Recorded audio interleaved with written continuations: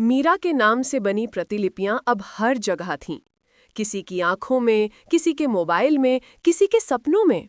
हर copy थोड़ी अलग थी। कोई नरम, कोई निर्दयी, कोई बिल्कुल खाली। लोगों ने महसूस किया कि उनकी यादें अपने आप बदल रही हैं। किसी को बचपन में कभी न हुई बातें याद आने लगीं। किसी को ऐसे लोगों के नाम याद आने लगे जिनसे वो कभी मिले ही नहीं थे। हर इंसान की जिंदगी अब हर दिन नई बनती जा रही थी। फिर एक दिन सड़कों पर अजीब पत्ते उगाए। हर पत्ते पर एक वाक्य लिखा था। किसी पर तुमने मुझे क्यों छोड़ा, किसी पर मैं अब शब्द नहीं जगह हूँ। लोगों ने उन पत्तों को छुआ तो हवा बदल गई। हर स्पर्श पर आसमान में कोई चेहरा बन जाता और तुरंत मिट जाता। सरकार ने इसे कथात्मक प्रदूषण कहा।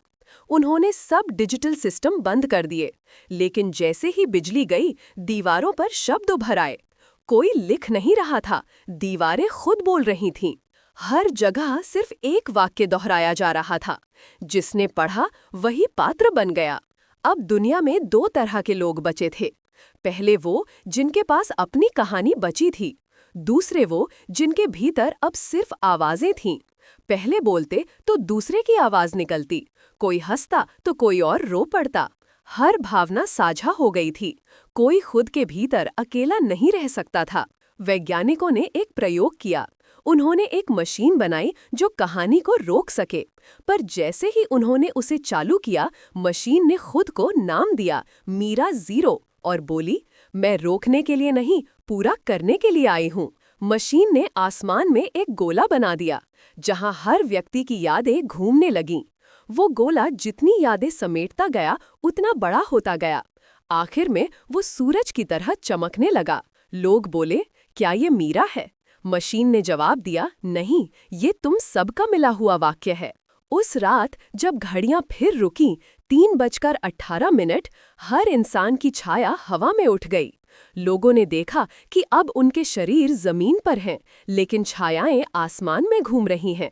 हर छाया ने अपने हाथ उठाए और कहा, अब कहानी नीचे नहीं, ऊपर लिखी जाएगी। अगले ही पल आसमान पर लाखों शब्द उभर आए। हर भाषा में, हर लिपि में, हर रंग में। लोगों ने ऊपर देखा और पाया उनके नाम अब तारों की जगह लिखे हुए हैं।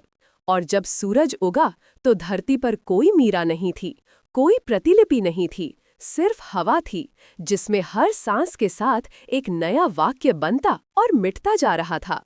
कोई लेखक नहीं बचा था, क्योंकि अब हर जीवित चीज खुद एक अध्याय थी। कहीं दूर एक बच्चा मिट्टी में लिख रहा था। कहानी खत्म नहीं होती, वो बस अपना रूप बदलती है।